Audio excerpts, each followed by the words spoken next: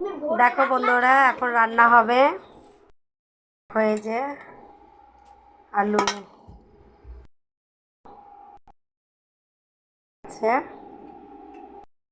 ভাজি শুরু করে দিয়েছি।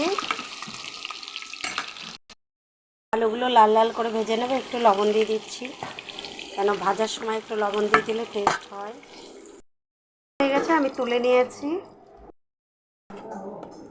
এই দেখো বন্ধুরা, আমি মাংসগুলো এখন ভাজা ভাজা করে নেব, কারণ এক একজন এক এক রকম খায়, আমিও খাই, মাঝে মাঝে ভেজে করি, ডাইরেক্ট করি, সব রকমই করি। দেখতে থাকো, একটু লবণ দিয়ে দিচ্ছি ভাজাতে।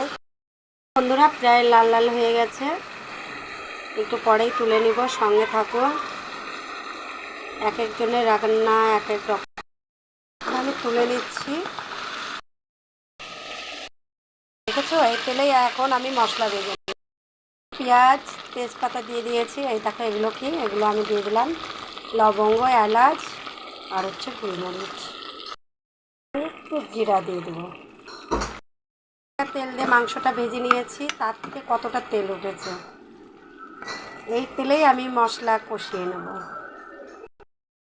ভাজা হয়ে গেছে, এখন এই যে মশলা করে রেখেছি, আদা, পেঁয়াজ, রসুন, লঙ্কা, জিরা সম্পূর্ণ এর মধ্যে দিয়ে পেস্ট করে নিয়েছি।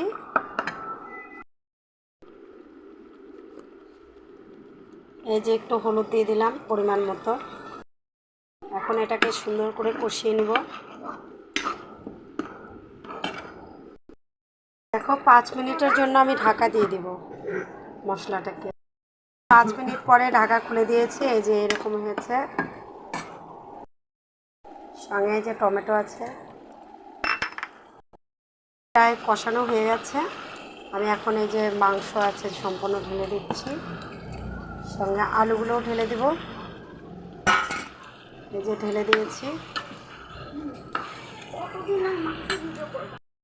মাংস এই যে কষানো হচ্ছে।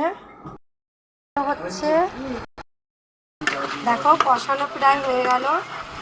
এইভাবে রান্না করলে মানে তেলের ভাগটা অনেকটাই কম লাগে, আর রান্নাটাও আমার মনে হয় যে আমার ভালো লাগে আর কি। এখন কার কেমন লাগে জানি না, তো অবশ্যই তোমরা কমেন্টে বলবে আমাকে।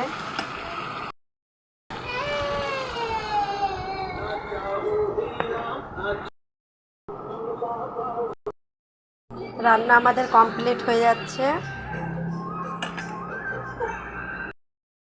দেখো বন্ধুরা, এই যে রান্না কমপ্লিট হয়ে গেল। কেমন কালার এসছে বা কেমন হয়েছে অবশ্যই আমাকে কমেন্টে বলবে। দেখো, এই যে বিভিন্ন রকমের রান্না একটু চেষ্টা করি করার। ভালো লাগলে অবশ্যই কমেন্ট, শেয়ার, লাইক করবে। Tata, bye bye.